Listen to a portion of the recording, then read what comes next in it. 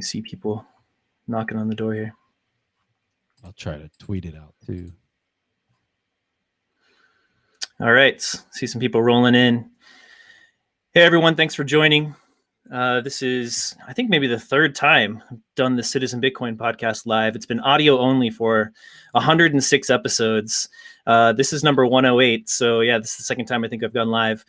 I started doing it with Swan Signal and might as well start playing the YouTube game. I saw how much action happens on YouTube, man. YouTube's a beast. It is. It is. So I was like, I got to get Citizen Bitcoin up on that platform.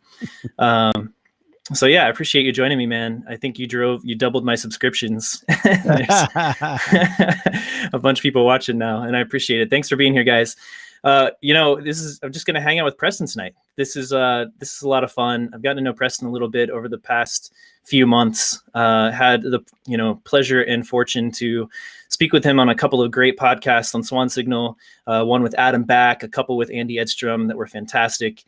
So it's going to be fun to just kind of go in the more hangout, chill, one-on-one vibe here on Citizen Bitcoin.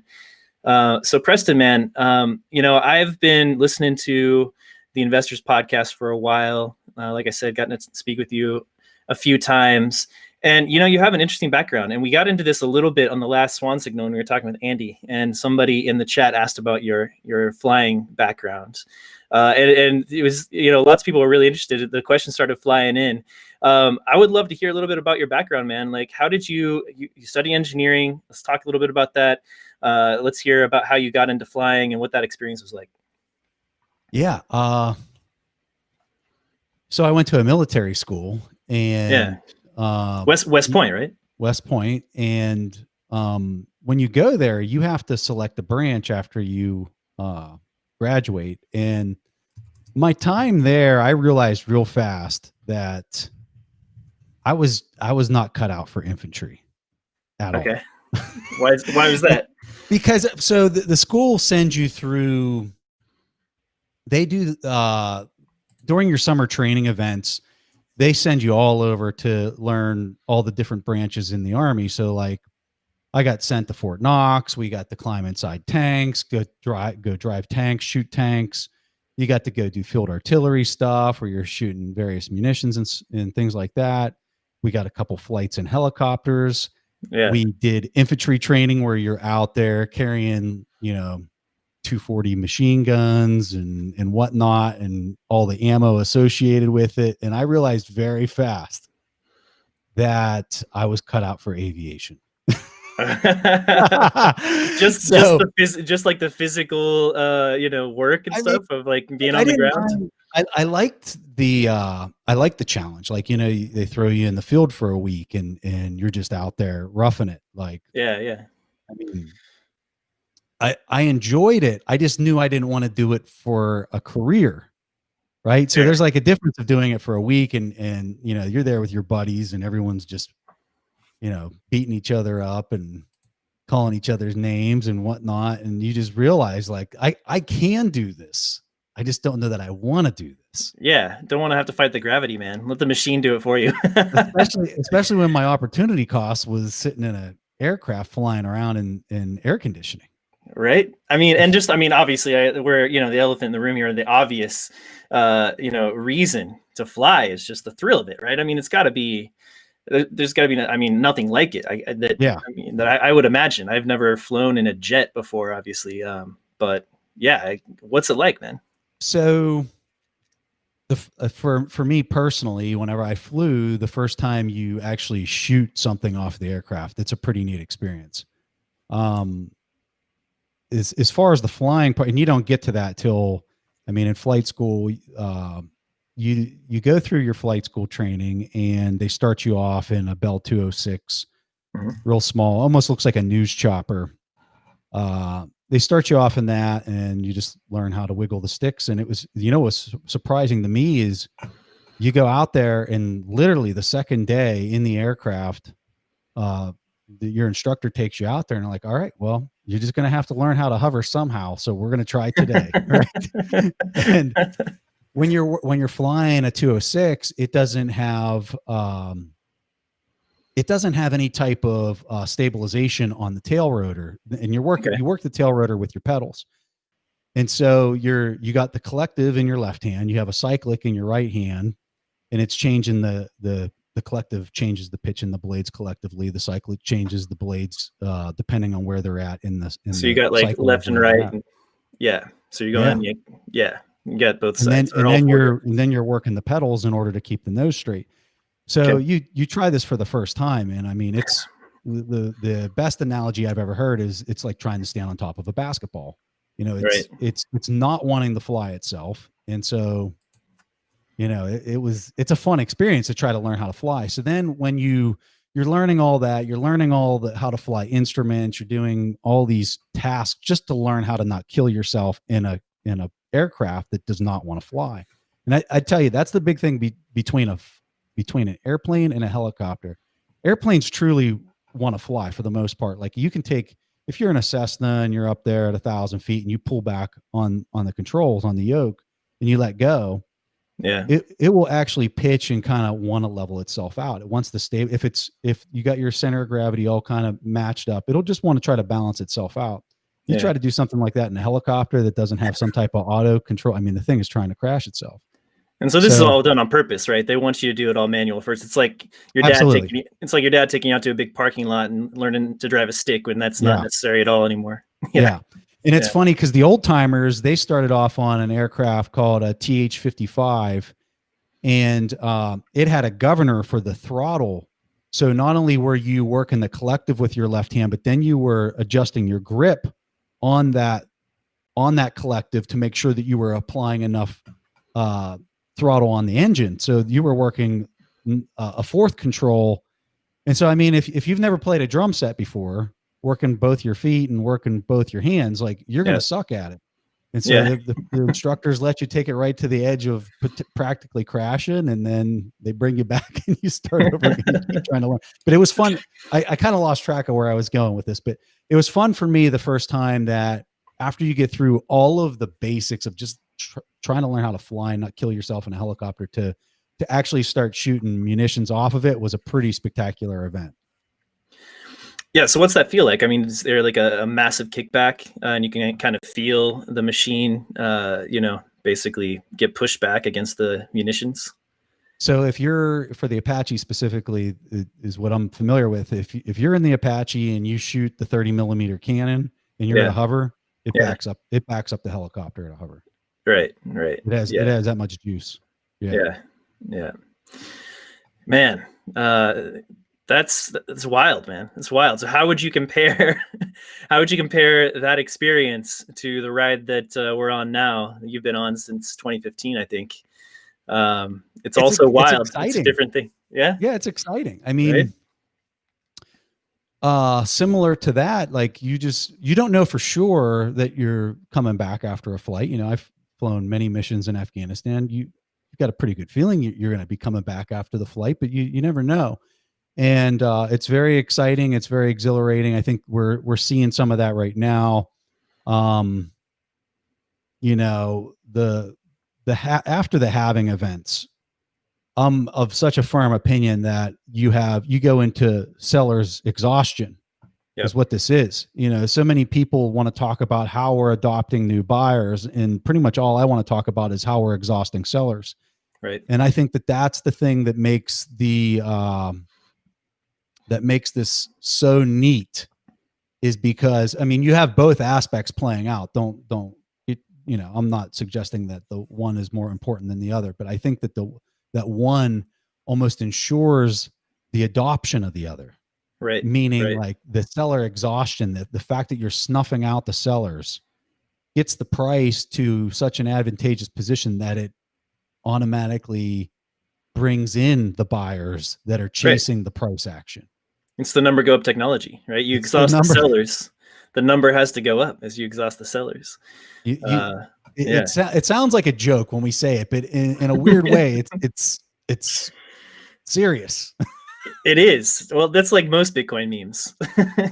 Yeah. Sounds like a joke when we're saying it, but when you actually look at what's behind it, the ideas behind it, it's actually serious. Yeah. Yeah. So yeah, I mean, it's the way it works. It's programmed in. The moon is programmed. I think Trav says that a lot. Parabolic Trav on Twitter. The moon is programmed. It is. Yeah. I mean, it's hard to deny that at this point. So what's interesting to me now is that we're seeing just, month after month this year has been incredibly bullish adoption news, right? And, that's really what this is about, right? It's the seller exhaustion, but then that's driving, like you said, the adoption, because the number goes up and the faith in the network and this thing is actually real goes up. And when you get verification, validation from, a MicroStrategy, a Square, a PayPal level of companies engaging in this asset, it's just snowballing, and like the dominoes are just like starting to tip over. And like when that effect starts, it's like the first few are kind of slow, but then it just builds up. It's a snowball down the mountain. I mean, this is happening. Like, we've been talking about this for a long time as Bitcoiners, right? But we're seeing the corporate adoption, and we're hearing a lot more talk about sovereign adoption, about coalitions of smaller countries kind of getting together to become a Bitcoin friendly sort of trade collaborative. It's happening, man. What's so different? What's so different for me is back in the 2017 bull market, which was something that I just mentally had never experienced in financial markets ever. Yeah, right. Ever. I mean, it was indescribable. And what we've seen on this cycle, I mean, we haven't seen nothing like this. This baby is still asleep. It has not even woken up yet. Right. Compared to what we experienced back then in the 16, 17 timeframe. So what was different for me back then was here I was going through this thing, and I mean, just murdering it on returns, like I was saying, it was indescribable. And so I would have these conversations with friends and other people, right? And I would explain to them why I owned this. And and they are just looking at me like, you're nuts, dude. You're going to lose all that. Yeah. Right? Yeah. Like, you're going to lose all that. And what I find just so surprising right now is like this baby hasn't even woke up yet. And I'm getting calls from friends and people that I just had never even thought. And like, perfect example, I was on a call with a friend today, and the person reached out and they said, Preston, I had an email from my financial advisor, and they said I need to have a 5% allocation into Bitcoin, and my advisor is Fidelity. Right. I was like, yeah, I my advice to him, I says, hey, whatever your net worth is today, divide it by this number, and that's probably how many Bitcoins you probably need to own right now. Yeah. And he was just kind of like, oh, okay. And I mean, never did I receive any type of calls on the previous cycle like that. And this is like a daily event. Yep. Yep. It is. So with the cycle, obviously just the sheer numbers, the volume of fiat that we need to come in to the market to, add on to the market cap of Bitcoin is obviously a lot larger, order of magnitude or so larger than it was in 2017. And I think, it's pretty much true that 2017 was retail driven, or, individual speculators, or like maybe professionals, but doing it on their own time kind of thing. But when you have a company come in and buy 0.1% of all the Bitcoin, plus, Giga Chad adds on another 170 mil on his personal balance sheet, right? By the way, he's up 59 million on that right now. By the way. So, I mean, but when you get these big movers coming in, like these guys can scoop up so much all at once. So I'm not like the idea that, hey, there's not going to be enough fiat to really drive a bull market this time around. So like you hear that, it's just ludicrous, right? Like these are the big players this time that are coming in. Yeah, no doubt. I mean, you got Paul Tudor Jones, man. I mean, who else do you want? right? Well, he was on CNBC. I think it was last week, right? And he got the Bitcoin question, and he said he's more bullish on Bitcoin now than he was when he came in, and I bet he's going to buy more. To me, the coolest thing was, I love how Andrew Ross Sorkin was the one interviewing, because Andrew's been a very skeptical of this for years now. And I mean, it's a little funny to me for him to be interviewing as many people and have such a good sense as to like that there's something systematically wrong. And for him to still not be able to see what this is, right? Like this is, it's mind blowing to me, but I interrupted you. What were you saying? No, I was just going to say that first of all, I agree with you. They're falling one by one. Like these guys are out there pitching. We've got massive investors and brilliant businessmen making the Bitcoin pitch better than I've seen it made almost by anyone. Like it's amazing. These guys are pitchmen, they're salesmen, right? Like Raoul Pal just gets out and rips an incredible thread, or drops a 50-page GMI report, or something like that.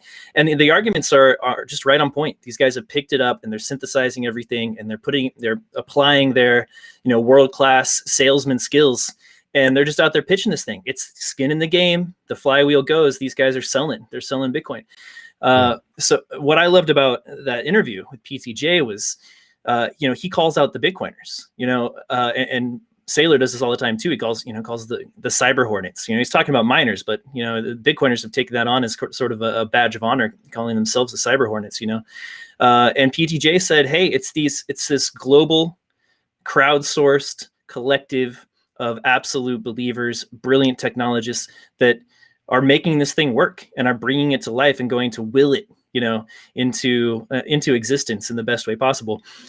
That's to me the most bullish thing. These guys are sold on Bitcoiners, right? Yeah, it's amazing. Yeah, it's at the end of the day, the security that you're getting offered for the value that you're able to store is why there's just nothing that's possibly stepping up to provide some type of proof of work for the units that have been created that offer the security and the decentralization that you've got. And then more importantly, the ability to protect that through running full nodes that anybody and any person can run, because it's that affordable to run your own full node.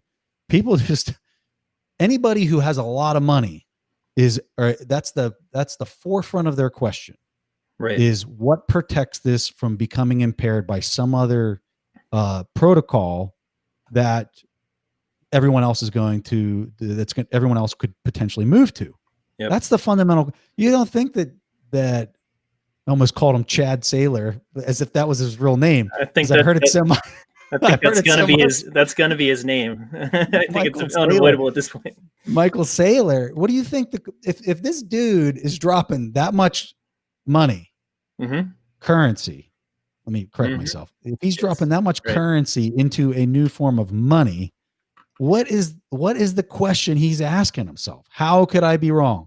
How could somebody undo this storage that I'm stuffing this all into? Yep. And I guarantee you he arrived at full nodes, right?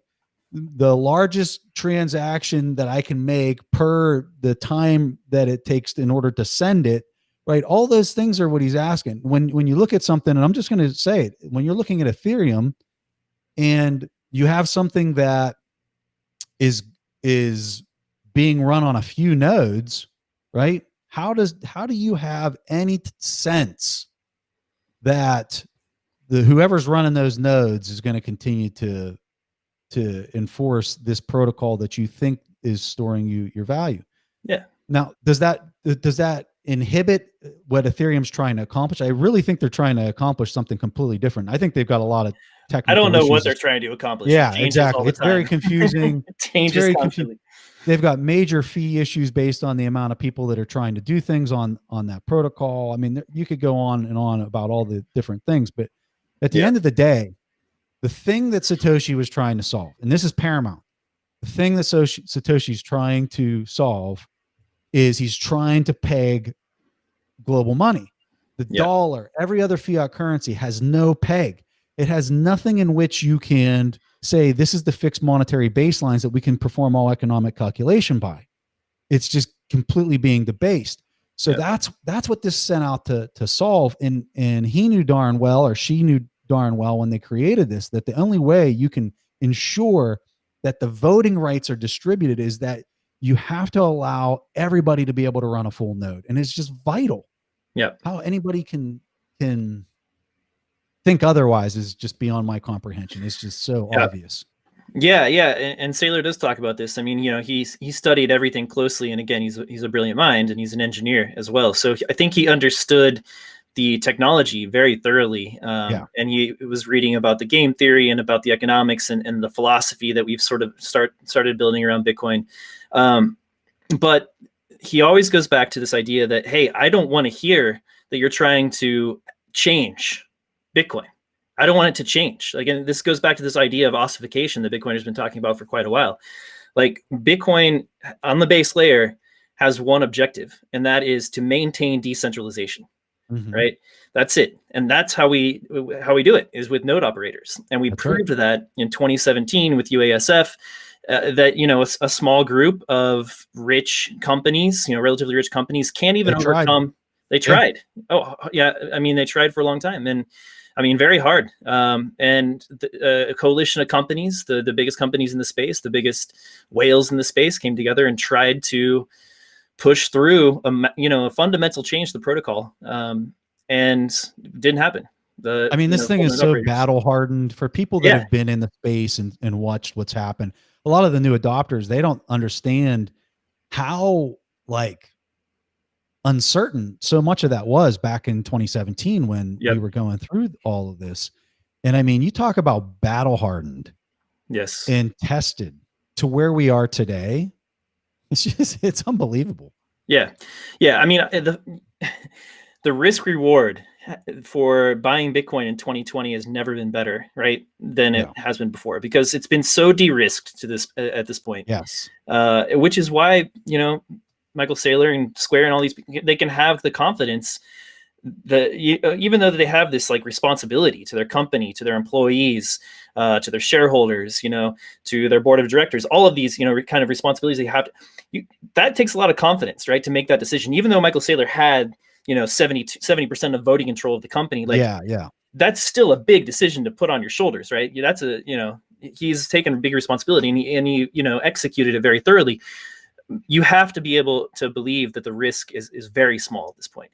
And the fact that you could have bought Bitcoin in 2020 at $4,000, $5,000 at that level of like low level of risk is amazing. That's insane, even at this level, right? But this year, I think, it'll never see an opportunity like this again in terms of risk reward for Bitcoin. This is like I'm excited to see if we go through another big liquidity event with the dollar and pretty much all the other fiat currencies all at the same time. Yeah. Which I think is a real possibility. I think that could play out. We might even be seeing it right now. I don't know. But if that would play out, I'm really interested to see how Bitcoin performs, because when it played out before, we were still in the previous cycle. And I would describe it as this symbiotic relationship between where we were really kind of at an equilibrium. I like to, suggest that the stock to flow valuation of around 8,600 is what it was calculated for at the previous cycle.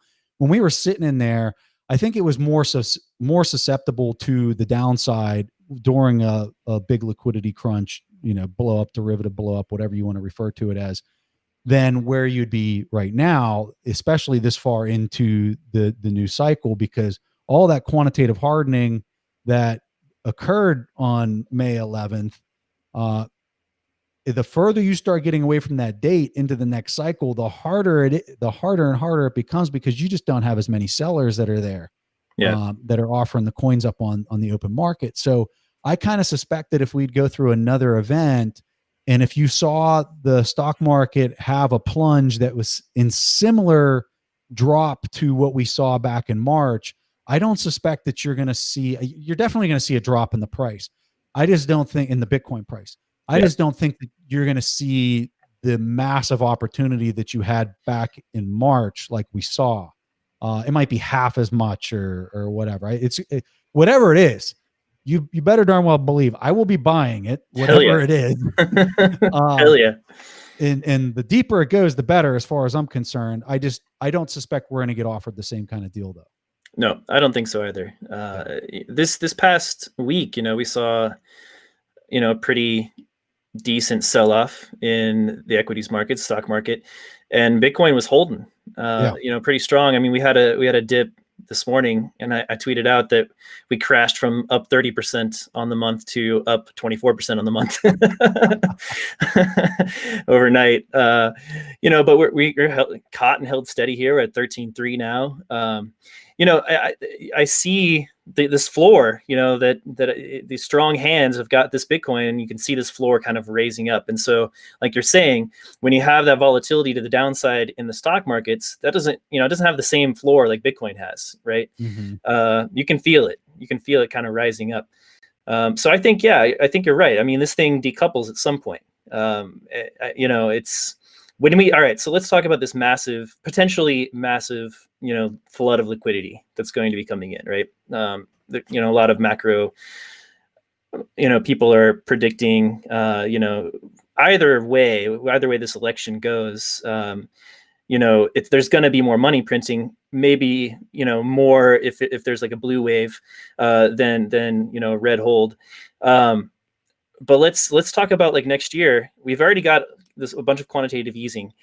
What happens if, the treasury or the what's the word I'm looking for? The financial, basically the government side that controls it, the fiscal controls, right? They unleash this through UBI or other methods like, infrastructure spending or something like that. What happens to equities? What happens to Bitcoin? I mean, just all go up all at once, and then when does that end, right? No, I don't think it's all going to go up. I think the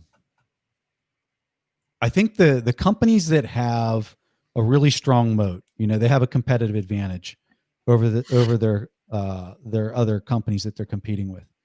Those companies, especially if they've got large margins, all this printing is going to go into those hands. Now, if it's via QE, I think it goes in there at an even faster pace than if it's UBI. I think a lot of the UBI money that would come into the mix is going to be to pay down debt, to just handle the basic necessities, people just spending in general, because the cognitive habit that's now in place after being trained for so many years that your money gets debased is just astounding to me. It is. It's underappreciated. Yeah, sure. It's crazy, that cognitive loop that has been conditioned into the minds of the masses. But if I was going to bet, I'm looking at companies like Apple, Google, the obvious ones. Those are the ones that are going to just continue to have this parabolic curve, hyperinflation of asset market cap to them. Your mid cap, small cap businesses, the ones that are not necessities to society, they're just gonna slowly erode when comparing them to those companies that have this impenetrable moat to them. Yeah, and those, I mean, they're being used as stores of value at this point, right? I mean, people are. That's what it is. Yeah, that's exactly what it is. Yeah, so they're not debasing their shares. Companies. Yeah, I mean, like Google, right. They're not going to debase the number of shares outstanding that they have. They're making money. Yeah, they're still profitable. They got a fat margin. So, people might not know what the value is, but people do know that it will protect their buying power. So they're going to buy it. Yeah, that's exactly. Pretty much how it's going to be viewed. Yeah. Yeah. So, I mean, that makes sense.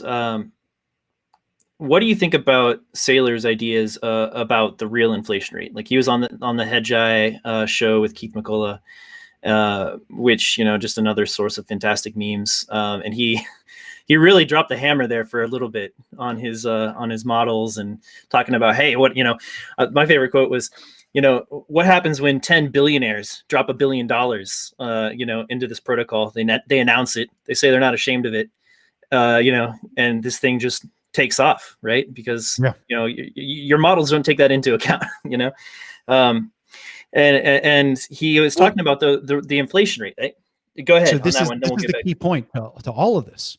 Yeah. Like, at the end of the day, all of this is coming down to when you don't have a unit, when you don't have a tape measure to go and measure the value of something.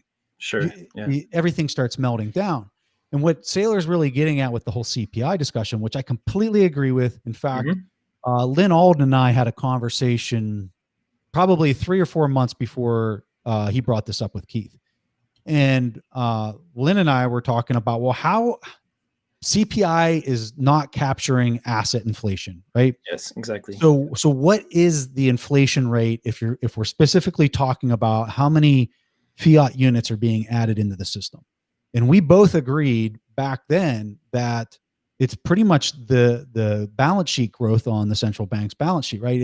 If their balance sheet is growing by 20% this year, which is pretty much the number, yep. Then that's your debasement rate. That's your inflation rate.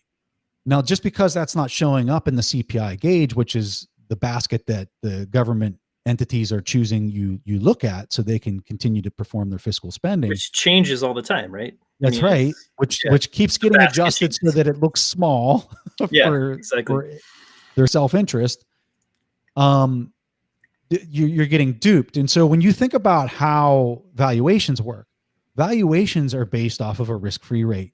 So if the risk-free rate is 5%, then there's some type of premium that people will attach on top of that for the risk that's associated with that security. And then you look at you make an estimate of what the future free cash flows will be, and you use that discount rate, and then you come up with a price. Right. Well, if that discount rate is 0%, and you're looking around and you're saying, well, why did the cost of education go up 20% annually for the last 20 years? Or whatever the crazy number is. It's something like that. Right. You start saying to yourself, like, this is not, I cannot perform economic calculation at this point.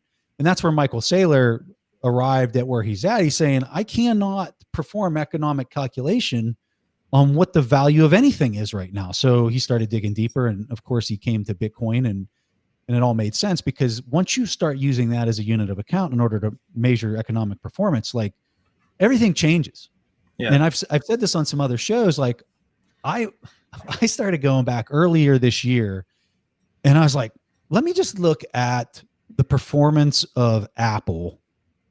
If I go back and I redenominate all their revenues for the last 10 years in Bitcoin for that moment in time, like if the price of Bitcoin was $10 back at this date, let me convert their billions of dollars of revenue into Bitcoin. And then let me do it again the next year, but I'll use the $20 or $50 price of Bitcoin compared to, and when you do that and you put it in BTC terms, you quickly realize that there's not a single company on the planet that their revenue is going up. Right. And for that matter, their net income, their profit is not going up. Right. So if you start doing that and you're saying, hold on a second, if I'm doing economic calculation in this unit and it's saying everything's going down, well, what does that tell me about this valuation that I'm looking at in this discounted, BS CPI metric? Right. And I think that was probably the moment where I looked at myself. I said, this is insane. This is absolutely insane what's going on right now. And I just can't believe I'm in total astonishment of how this is duping the brightest minds in economics and the brightest minds in finance and these people from these esteemed universities, and just how flippin' clueless they are as to what in the world's taking place right now. They've been conditioned, man. They're too close to this and too sold on these ideas, and they have a lot of skin in the game in that system being maintained as long as possible. We talk about this all the time. 98% of economics graduates are Keynesians, are taught Keynesianism. There's no mention of, hard money, sound money, Austrian economics ideas, unless you seek out the few schools who actually have, hold professors' seats, dedicated to studying Austrian economics. There's very few of them around the world. That's what this do. Danielle DiMartino Booth, her fantastic book, Fed Up, talks about this. She was in the belly of the beast. And in 2008, 2007, 2008, none of them understood what was going on, even though the numbers are all right there. And she's an analyst. She's pulling them together. She was working for the Dallas Fed president, whose name escapes me, Richard something. And he was one of, if not the only person in the room when they were making decisions about how to respond to this crisis and whether or not to start QE, that dissented against that plan. And that's when she she left knew, and I don't want to speak for Danielle, but she's the type of person who knew that this is not a solution. This is a Band-Aid. Exactly. This is a Band-Aid on a sucking chest wound. Yeah. That is a systematic failure. Because this is why this is how I found Bitcoin, is because I lived through the 2008 crisis. I had money in the markets in 2008. If you're under the age of 35 right now, most likely you were not a market participant in the 2008 crash, right? So if you're one of these people that have been investing and you're 35 years or younger, all you know is that the stock market goes up. That's all you know. Like these people that are following Dave Portnoy, right? Like they're following his moves. They're making money. They're not really comparing it to any other benchmark. Like if they're comparing it to QQQ, the NASDAQ, they're probably down, right?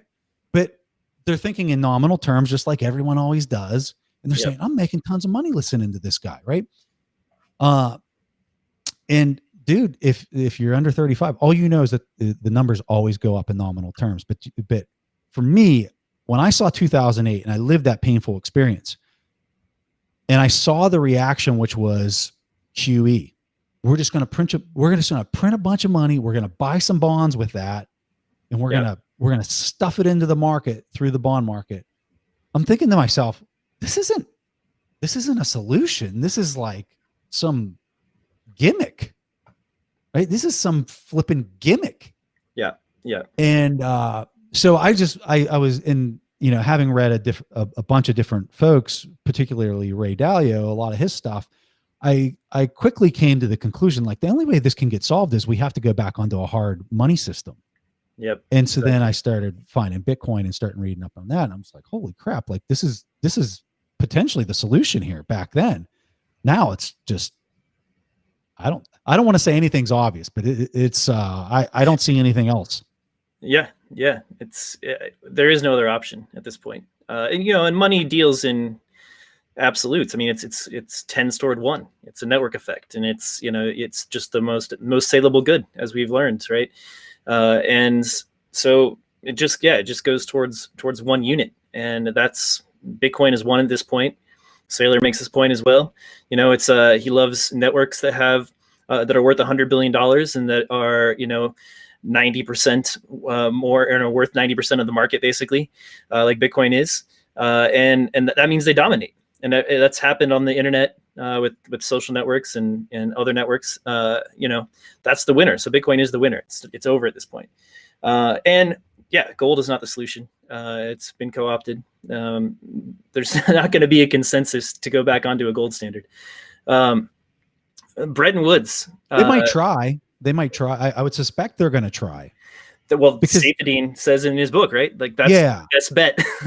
Because I mean, it's those ranks are just filled with such crusty thinking, and non-critical thinking out of people that they're going to try, and it's going to be, in my opinion, it's going to be humorous to watch them try, because it's going to be such a losing proposition, and the fact that you can just debase, like, okay, so we create this hard currency or we create this currency that's backed by gold, right? At whatever number of ounces to however many made up units we come up with.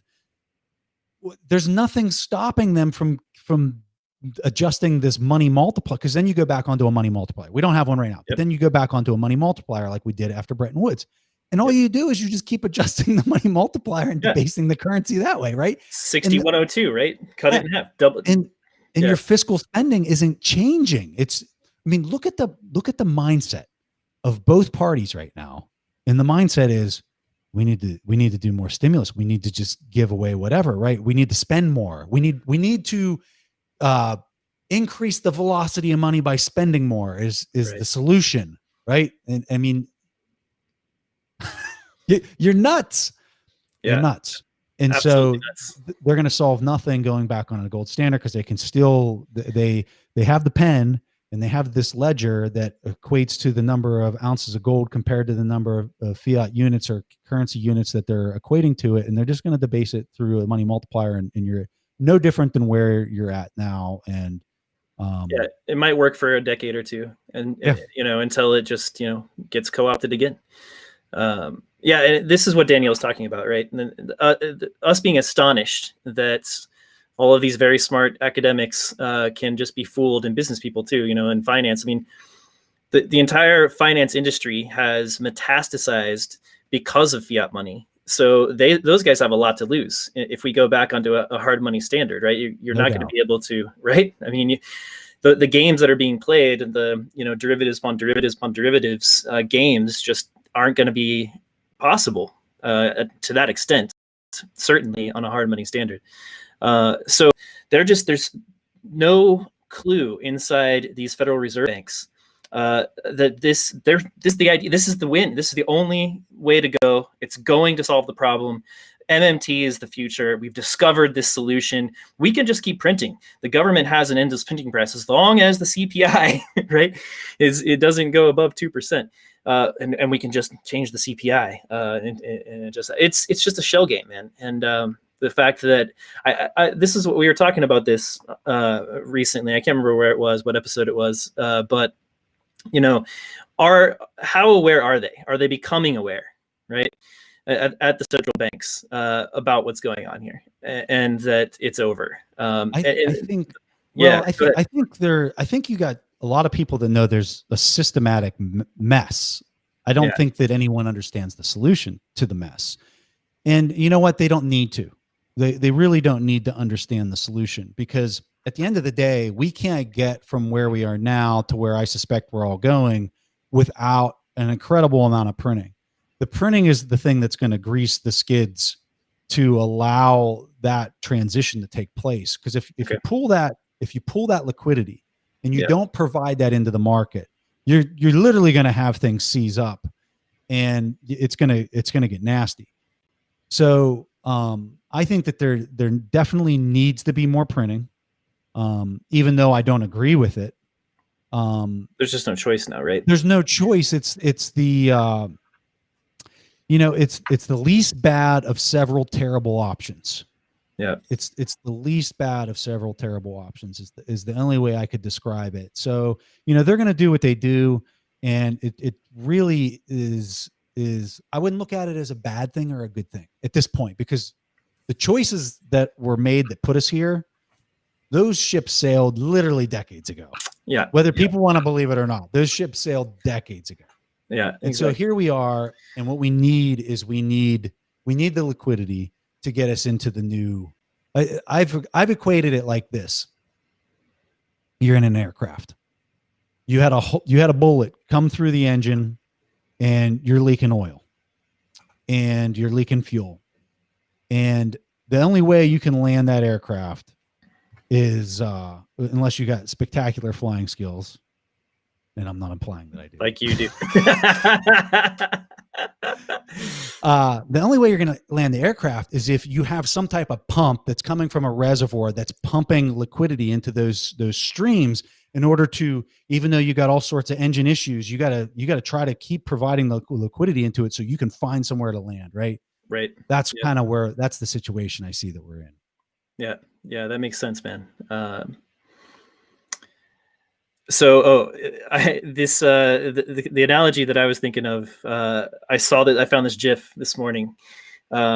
So, we have the money printer goes burr meme, and there's this great, GIF that my friend Sven Starfurry Flames is his Twitter handle. Sven, he made this great, just very simple dollars, coming out of a printer. Super simple, iconic, great GIF.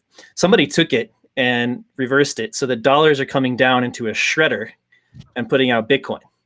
So the USD shredder goes burr. So it's like both sides, and that's what you're talking about, right? You got to print all the money, and then you got to shred it into Bitcoin, and like that's how this transition can happen in a relatively sane way, right? So this is I have this literally sitting right in front of me because I was I was talking to Stefan Livera on Monday, and we were talking about some parallels back into the 1920s Germany. And so I had some things highlighted in this. And what we're talking about right now reminds me of this paragraph that's literally sitting right here in front of me. It says, people tend to think that hyperinflations are caused by central banks recklessly printing too much money, and all they need to do is stop it and turn off the printing press. If it were that easy, hyperinflations would almost never occur. Instead, inflation spirals push policymakers into circumstances where printing is the least bad of several terrible options, just like I said. Yeah, there you go.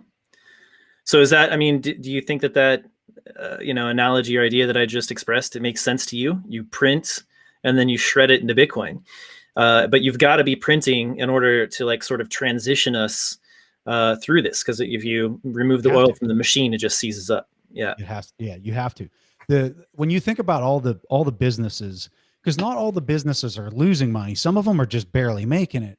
Those businesses, you still obviously want to make it. Well, the only way you're going to make it is you have to continue to provide the currency into the system, because what's happening is all the currency is getting nested into market capitalization based off of the way that it's being inserted, the fact that all the people that are owning the equity where all this currency is flowing, right? So if I own a business and my business makes just a little bit of money, that capital is flowing into my business. Well, how do I reinvest those retained earnings? Well, I invest them into, and I'm a high net worth individual. How do I invest that? Well, I invest it into something that generates free cash flows, right? There's only so many boats I can go out and buy to sustain the lifestyle that I live. And when you're talking about the people that are holding a majority of the wealth in the world, that's where they're at. They're not going out and spending it on things. They're buying equity with it.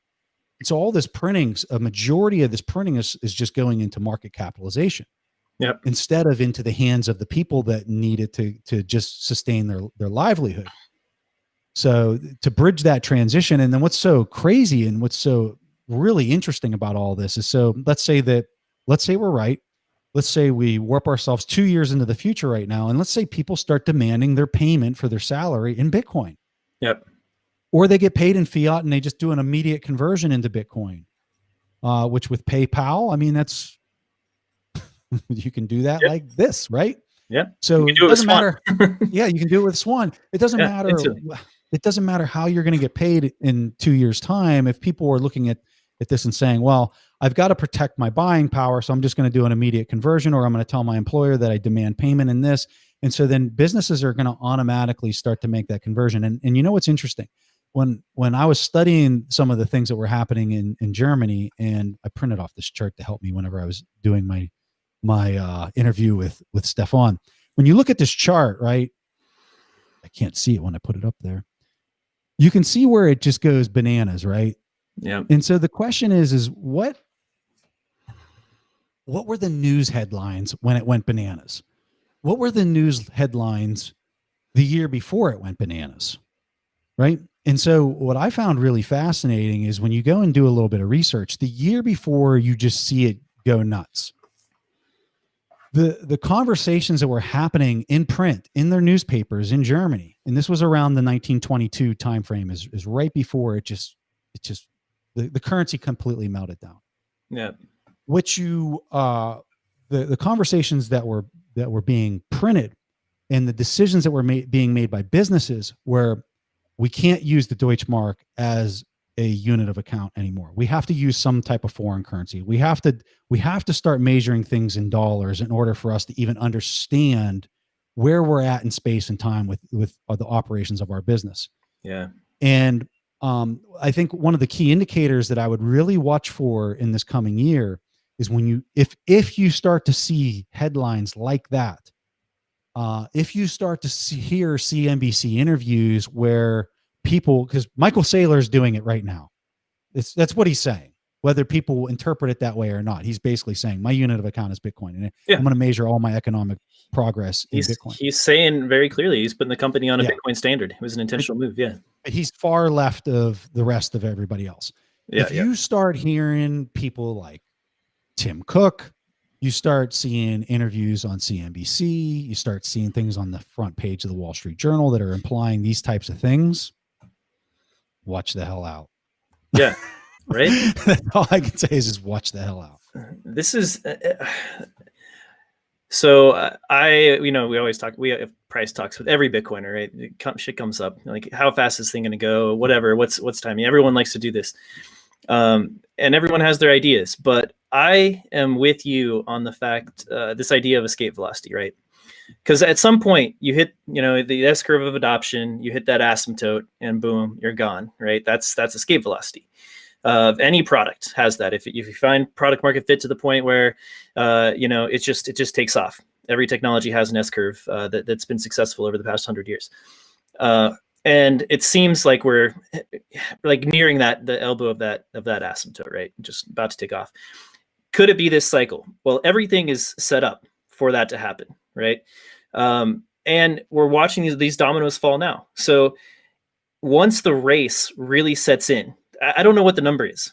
10 public companies, right? 10 billionaire investors, 50. I don't know what the number is, but I don't think it's going to be like that many. I don't think it's need to be that high, right? I don't think it needs to be hundreds, because once you hit that 10s, 20s, 30s, like then it's a race. Everyone's like, oh, fuck, like I've got to get Bitcoin. And then, all right, we're going to start with 5%. Let's be responsible. Let's be conservative, right?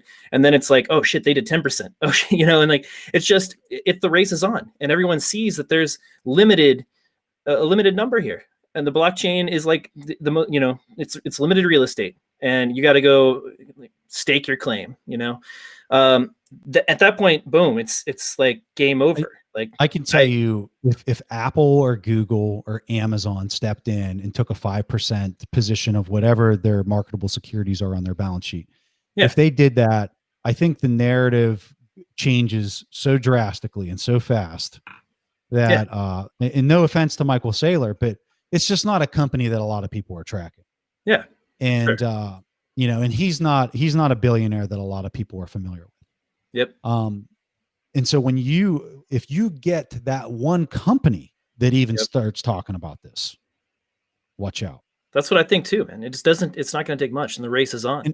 And one other point to this. So everyone's out there selling their trading courses and I can count to 9. And I'm going to draw these curves and pay me some type of monthly, whatever. So I can give you these inside tips for trading. The risk that people, in my very humble opinion, the risk that people fail to account for at this stage in Bitcoin is the risk of a sovereign entrant and the risk of an Apple or a big brand name business taking global a position, a global brand stacking it on their balance sheet. Yeah. Because if you're out and you're like trying to time the next Bart Simpson, because that's pretty much what people are trying to do right now. They're just looking at these Bart Simpsons and saying, oh, well, this one went for 30 days and it's going to drop. And then I'm going to buy it back because I'm brilliant and I'm really smart and I'm paying for this dude to draw some lines and tell me the thing that I intuitively understand. Right. Right. They're quad fours, we're going to quad four it. Right. Shooting a Gavin style. Yep. Dude, they're not accounting for real risk. My opinion, the real risk, and I'm talking about upside risk of not being in the market. Yeah. I mean, you're just going to look like a fool. Yeah, it's going to happen at some point. It's going to be green candles for days and months, and it's just going to be that's the whole idea, the hyper Bitcoinization idea, and it makes sense and we have historic evidence that that's what happens with monies, right? When money changes hands, it's a race to the most saleable good, and if it's clear that the most saleable good is changing, then the race happens. It goes very quickly. And we're building these on ramps that make it pretty easy. A lot easier than it used to be. Way easier than it used to be. My God, it's easier than it used to be. Yeah. And a lot of people in the community were bashing the PayPal announcement. Hey, I look at it like this. Should you take physical possession of your coins? Of course, right? But I'm just happy that there's a shelter that's being built for people just to take cover. You know, Yep. going back to like my military training, like when you hear incoming indirect fire, Yep. dude, you get down in the bunker. You get there as Right. fast as you can because Yep. you have no idea where the hell that thing's going to hit. Or if we're going to use like a hurricane analogy, you need some type of shelter Yeah. to get yourself into. And whenever I look at what PayPal and Square and some of these others, what they're providing, even though you're not able to take physical possession of your coins, they are providing a shelter for a person that, because dude, these things historically, right? I have no idea how this is going to play out, but historically these things happen really fast. Yes. To Really the point fast. where 3 days, if you're trying to get clearance of sending money from one thing to another, will Matters. literally feel like 10 years. Yeah. Right. Yeah. So you need some type of shelter that you can quickly buckle down the hatch and get down into. And I think that's exactly what PayPal is going to offer people in the future, right? Like people need to have some place that they can take whatever cash they've got and hunker down. Yeah. You know, so let's talk about Robinhood and PayPal's approach to Bitcoin real quick, because this is like, it's not really Bitcoin. It's really just sort of dollars denominated in Bitcoin. It's sort of it's a bet on Bitcoin, dollar price, right? And they're not actually, or well, we don't know for sure, but you can't withdraw Bitcoin, right? You can't actually like take out your Bitcoin. You can withdraw the dollar value of your Bitcoin, but you can't take out your actual control of your Bitcoin. So, what do you think? Like, there was a question on Twitter about this too. Like, what risk does like rehypothecation pose to Bitcoin when, you know, there's on-ramps that are operating this way? And conversely, what risk, you know, do these operations take on, these businesses take on when they're not, you know, like fully backed or like 100%, you know, reserved with the actual asset itself, when there's so much upside risk, right? I mean, there's going to be people that learn that lesson the hard way. Yeah. And unfortunately, we're going from a world of handouts and I'm not responsible for anything and it's everybody else's fault. And, you know, I always like to use a yin yang example, and you're going to get sucked through the hole to the other side, to the opposite polarity, where everyone has to take accountability for their actions. That's the universe and that's the world we're moving into. Right. And it's going to be a drastic transformation, because today it's the exact opposite of that. Opposite of that. I mean, look at these triple P loans. I mean, my God, it's just here. It's, I don't even care if you have positive free cash flows here. yeah. Let me just sprinkle some of this fiat on you, right? Like zombie companies everywhere, man. It's just, dude, it's going to be crazy. So yeah, I mean, if you don't do your homework and you don't know who's rehypothecating, and how they're managing that, I don't know what to tell you. You're just going to lose your money. It's all there is to it. I mean, seriously, yeah. I mean, taking that kind of risk, you know, with a lot of people's money.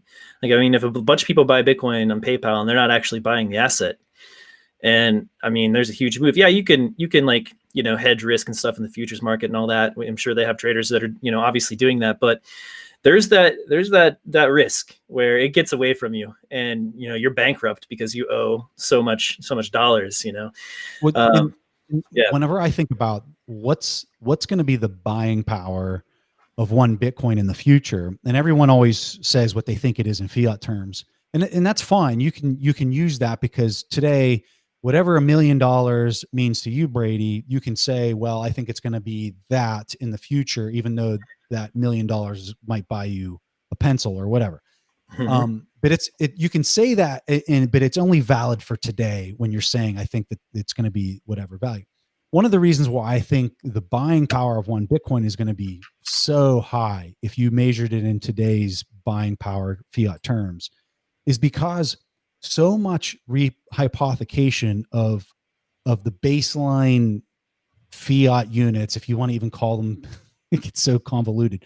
But you know, if you're going off of the numbers that at the start of 2020, there was supposedly like 37 trillion in the world of baseline fiat dollars, not credit, not things that were multiplied on top of that. When you look at how much of a multiplier effect is happening because of derivatives and because of rehypothecation, you're in quadrillions. That's how much of a multiplier there is. Right. So now if you're taking that number that we're using to pretty much value everything in the world today, and then you're smushing and cramming it down into 21 million. Yep. Dude, the buying power that's going to be associated with one of them things, astronomical, way higher than, I'll give you my opinion. It's way higher than $1 million in today's terms. Way higher. Well, yeah, it has to be. It has to be. Shout out to Knut Svanholm, one of my favorite Bitcoiners, author of a couple of great Bitcoin books. Last week or a couple of weeks ago, he had this a new meme. It's everything divided by 21 million, right? That's the value that we're looking, at in the future. Everything on the planet divided by 21 million. Yeah. It's crazy to think about. I'm trying to find this question. I wanted to work it in, and it's a fun one. Okay, Satcat, you said you and your wife are going to be watching tonight. I hope you're still watching. I saw that. That was a hilarious comment. Right? There's a couple of comments in here about people either watching this with their wives or changing plans with their wives to watch this. So I just thought it was kind of funny. There were several of those. Anyway, this comes from Satcat, and he's like, his wife asks, as a Bitcoiner's wife, I'm trying to get on board more. Can Preston give me a 30-second pitch on why we go a little higher? I think we just gave you an hour pitch, but let's condense it down to 30 seconds. So I saw somebody just post a comment that said, how will we know when the Fed's out of ammo? Yeah. And what I would tell you is the exact opposite of that. It's not when they're out of ammo, because they can print as much ammo as they want, and they have to. For me to condense down why I think this thing is an incredible investment, I would frame it more for you like this. What if I'm right and what if I'm wrong? Right? And then what is the symmetry of those two outcomes? Okay. So let's just say that I'm wrong, and you take a 1% position in whatever your retained earnings are. And let's just say your net worth is $100,000 and you bought $1,000 worth of Bitcoin. Okay. And I'm wrong. You lose all of it. You still have 99% of your wealth. Yep. Let's say I'm right. And let's say the number goes to, 10 trillion. And I think that's a very low number. I mean, your $1,000 turned into a whole lot. What would that be? 50x. 50x. Yeah. 50 so grand. You made $50,000, $49,000. Yeah. So you have to decide for yourself what I would tell you is manage your risk through your position size. And this is another thing Shooter McGavin could have learned through some of his comments. And I'm talking about my buddy Keith. Yeah. when you're managing, because he was talking about, you got to manage your risk. The volatility was doing this. How in the world can you talk about volatility without talking about the corresponding tethered relationships of the gains and losses that are associated with it over the same period of time? How? It's impossible. Right? I don't. It's like talking about day without mentioning that there's a night. It's the same thing. Right. Yeah. And so how do you manage that Sharpe ratio, which is extremely high when you look at that volatility and the gains and losses that are associated with it? The Sharpe ratio is extremely high, higher than anything I've ever seen. How do you manage it if there's a lot of volatility? You manage it with your position size if it makes you uncomfortable. Yeah. It's that simple. Yep. It's that simple. It's that simple. Now, others will come out and tell you got to trade the Bart Simpsons with your quad 4, right? I mean, what's it going to matter? I mean, if the asymmetric upside of this thing, and if it's going to do what we think it's going to do, just like you're saying, right? What if we're right? What if we're wrong? If we're right on the magnitude of this thing, then what's it matter if your average entry point was like $10,000 or $12,000, right? Yeah. And all of the time and effort that it took to get your cost basis down from 12,000 to 10,000 with your 55 trades every month and trying to catch wicks and stuff like that. And plus then you got to outrun tax burdens. It's just a crazy game. And if you want to play that, fine. If that's your thing, I get it, right? You want to go and sit down and play some craps in Vegas and enjoy your life, just be a professional gambler, whatever. I get that. I understand that sort of like, that's fun for some people. Brady, when it's going, if our projections on kind of like what it could achieve, and let's just say it's 10x, right? So let's say you take a 1% position. Yeah. And now you're up 100% in that position. Well, now you can double your position. And if it goes down by 50%, you're still literally break even. You haven't even lost anything, none of your principal.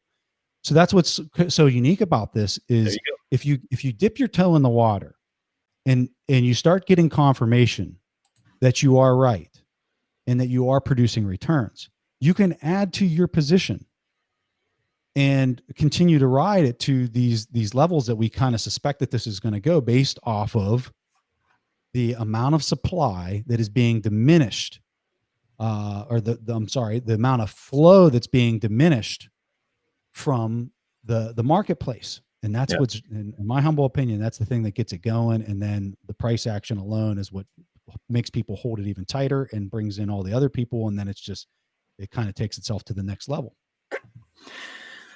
All right, guys. If you're watching on Periscope or Twitter and on YouTube, throw some questions up for Preston and I to riff on. And in the meantime, there was one on Twitter here, and you've answered this before, but it's always helpful to hear you explain how the BTC price is tamper resistant on the derivatives products end. And we've kind of been getting into this, but I think we can probably focus on it a little bit more clearly. So I'm not an expert in this area, but I'll tell you this: when you have cash settled derivatives, and Luke Roman's the expert on this. He's really the guy that if you want to learn more about this, start pinging him on Twitter. He can teach you a whole lot. But Luke says, just the rest of this question includes Luke. He says, Luke thinks that this can act as rocket fuel for both BTC and gold price to move up. Yeah. Okay. So, the way I would describe cash settled derivatives is, if you're a sovereign entity and you can print, and if you do want to manipulate this, or you're a big time financial institution, you want to manipulate this, you can do this because you have so much cash in order to manipulate. If you never have to settle physically, you can manipulate that with all the cash and all the fiat that you're sitting on. Yep.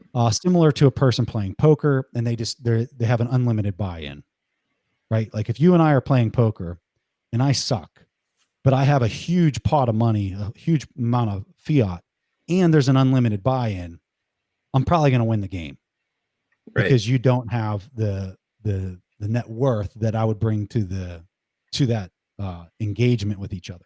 Just outlast anybody. Yeah. I would think of it like that in those terms. Now, where I think Bitcoin poses such a unique change to this is when you think about the gold market, settling physically, especially when you're dealing with large quantities of gold bars, getting it there, the security around it, the purity test that's required upon receipt, all of those kinds of things make a cash settled derivatives market much more advantageous for people. They want to capture the movement in the price, but they don't want to have to play around with all those things because they're very cumbersome and they're very expensive to do. Well, when you're dealing with Bitcoin and it's physically settled, and I'm using quotations because how do you physically settle a private key, right? I mean, we all know how it's done, but it's very unique that you can take physical receipt of that in a near instantaneous way. Yeah. So now it just changes the game completely. Yeah. Yeah. You can demand that. You can demand it. And without any type of resistance or friction. Yeah. And then, there's economic incentive, obviously, to demand it. Because once people start getting burned on these, like products that are offering hypothecated Bitcoin in some way, shape, or form, people get burned, stories get out, and you learn. And there's companies that are doing it the safer way who will help educate you. Like, hey, you should really actually hold your own Bitcoin. And Swan does that, right? There's lots of companies that are doing that now, where you actually are encouraged. And Swan has like no withdrawal fees, and we have auto withdrawals. Like you confirm with one click in an email and your withdrawal to your account or to your hardware wallet or whatever your setup is. Here's a quick question from William. Where does one start in learning how to take ownership of their own BTC instead of using Coinbase, PayPal, BlockFi, et cetera? Right. So yeah, I don't like to answer these questions, and I'm glad you brought it up, because I get a lot of questions on this on Twitter, and I always ignore the question. And here's the reason why: everyone has a different level of skill, technically, and this is something that if you get it wrong, I just do not want to be the person who said, "Hey, do this, secure your own keys." For my grandmother, as an example, if I was going to tell my grandmother to buy Bitcoin, I would not have her, and I wasn't there to assist her. The last thing I would tell her to do is take physical possession of her Bitcoin. Sure. Yeah, of course. So it's going to be safer with a custodian that, professional custodian that knows what they're doing. I get that. Yeah. Yeah. So that's why I really avoid the question. If you are a technically savvy person, I would strongly encourage you to try to take physical possession of them. And yeah, I mean, it's too personalized for me to just provide a general answer on that. Yeah. We wrote up a good post on this on the Swan blog. So you can go to swanbitcoin.com/signal, SIGNAL. And just scroll down. There's a post called why and how to take control of your own private keys. Why, how, and when to take control of your own private keys, right? And the idea is, look, you've got to weigh the risks, right? What are you comfortable enough with, taking the risk of you owning this or holding the asset physically yourself versus the risks of leaving that asset under the control of somebody else, right? Another company, for instance. And it's just a matter of understanding, right? And it's totally a personal, like Preston said, totally a personal decision. That article is really good though, because it walks through the possibilities and like how to sort of evaluate that risk in your personal life. And then the recommendation that I make most often, and I'm a customer of Casa, Unchained Capital is also really good. They make it really easy to take control of your keys. And that's getting those services, and the user experience for taking control of your own Bitcoin is just getting better and better, which is awesome, because it was a pretty daunting, technically involved process for a long time.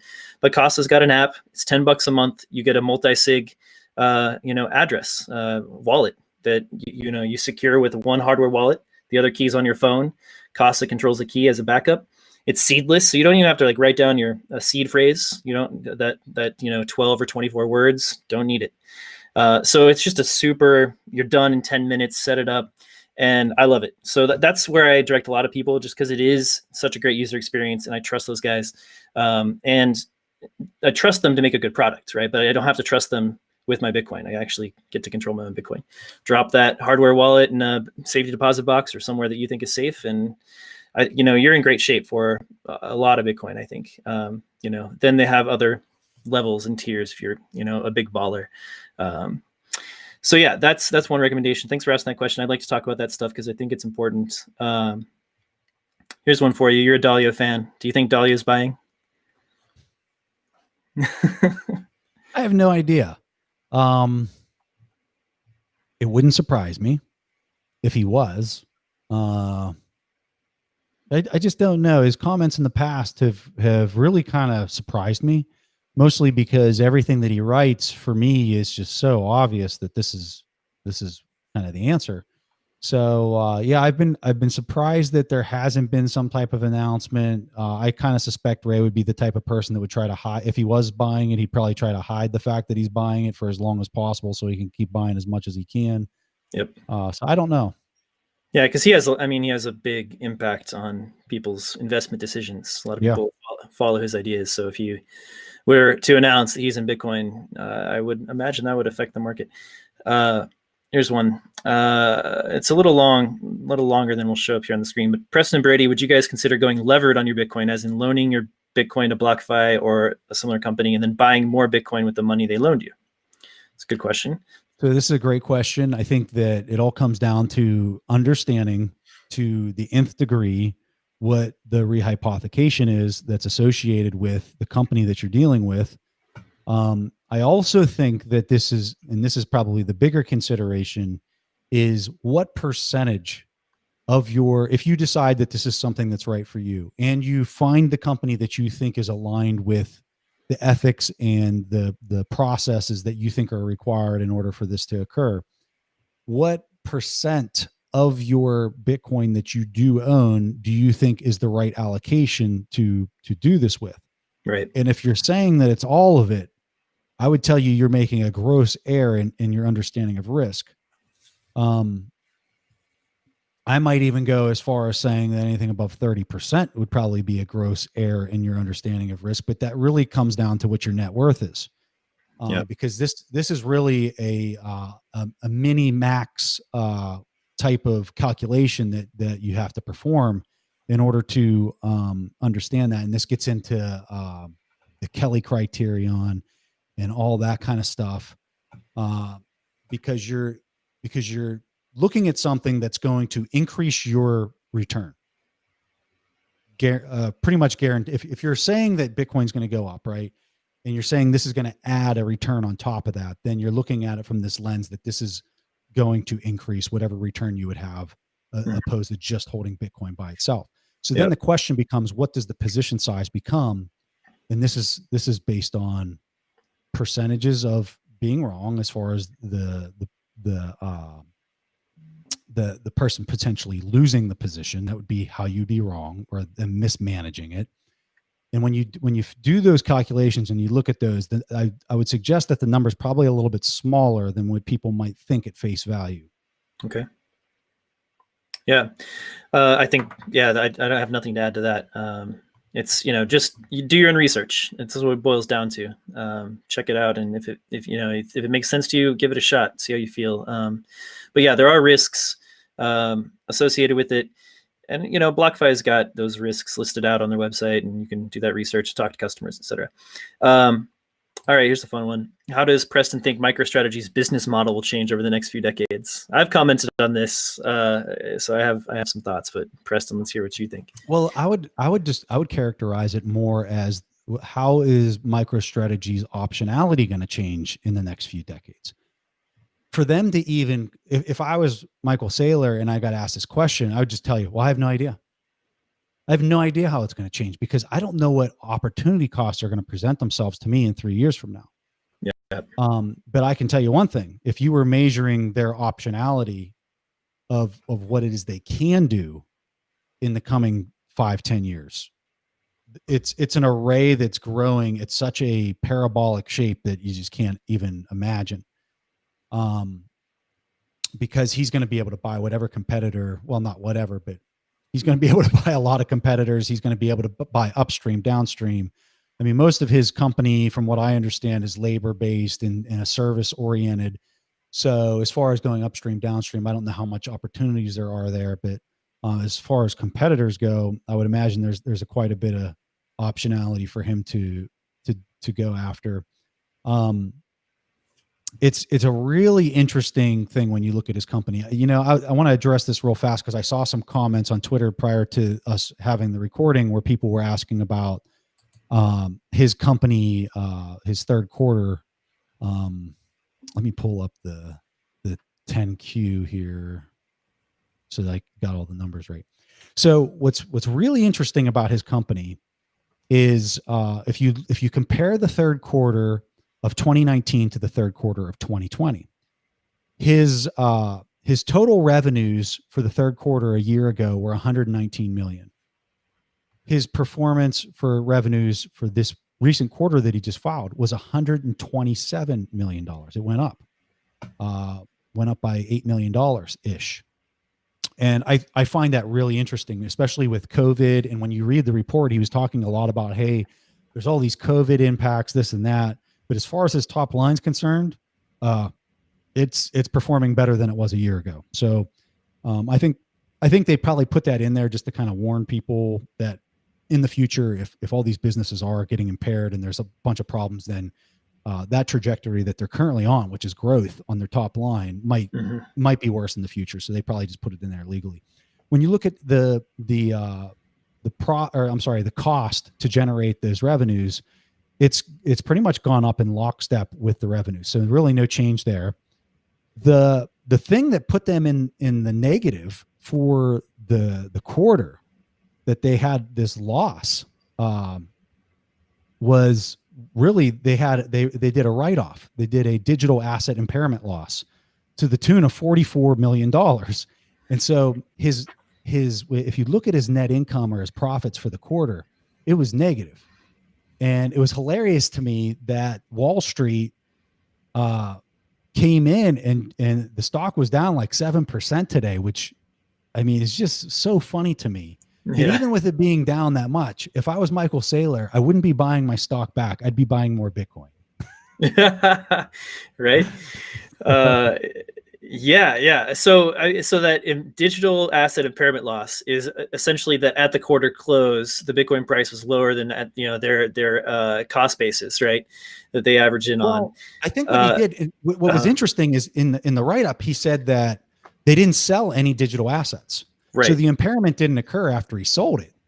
The impairment was them consciously saying, "Hey, I don't think that this thing that we created, this digital asset that we created 10 years ago, that's still listed on our balance sheet for $44 million, is worth that."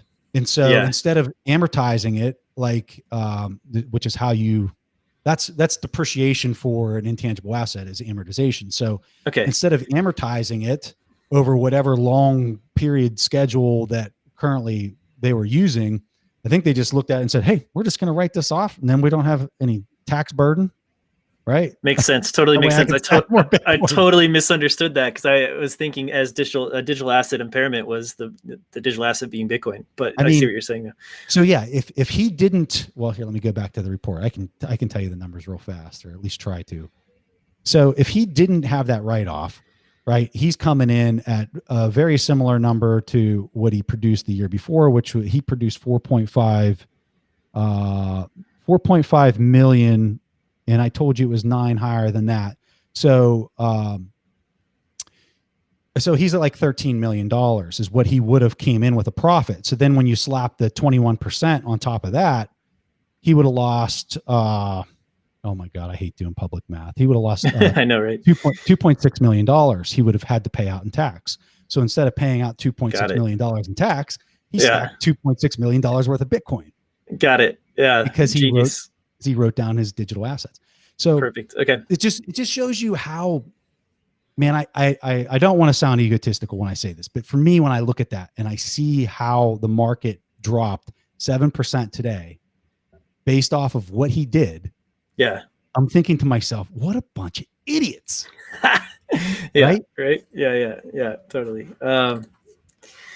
It's okay. So I get that now. I really appreciate you explaining that. I think wouldn't be surprised anyway, now that they have so much skin in the game and they're, operating on a Bitcoin standard. If they didn't get into, some kind of Bitcoin services business, right? This is a burgeoning industry. The dude is, has become an expert on it in 6 months. There's a lot of opportunity here. I mean, it's the beginning of this Bitcoin only industry. I mean, the icing on the cake for me was after he took all this liquidity and just stuffed it into this. Yeah. He published a guide for other companies to be able to do the same thing. Like, hey, you might want to look at this. Yeah. Fellas. Right. Yeah. And hey, we did a really good job with it. So, and we have the team here who knows how to do it. So why don't we just, spin up a little division here on helping, corporations convert their treasury to Bitcoin. I don't know. I mean, there might be some money there to make. I would imagine in the coming days. Selling Bitcoin, I think, is a good thing to be doing for the next decade, or helping people buy it. Okay, let's see if we have any more questions here. We can wrap things up. I mean, I think we've covered the ones I'm seeing here. I think we pretty much covered at some point. So if you're asking questions now, these last few questions, you've rewind or listen on the podcast. I think we've addressed most of that stuff. Preston, man, I knew this would be fun. I really appreciate just this one-on-one time. It's a lot of fun. Always fun with you, Brady. Yeah, good times.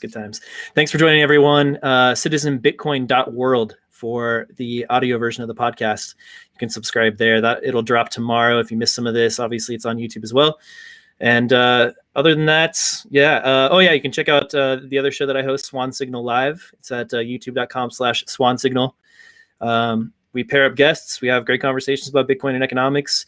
It's a ton of fun. So I get to do both formats. I get to do a little bit more formal hosting of a discussion between two great minds, and then a format like this where I get to participate in the discussion a little bit more. So I'm enjoying life right now, guys. Doesn't get any better to do. Doesn't get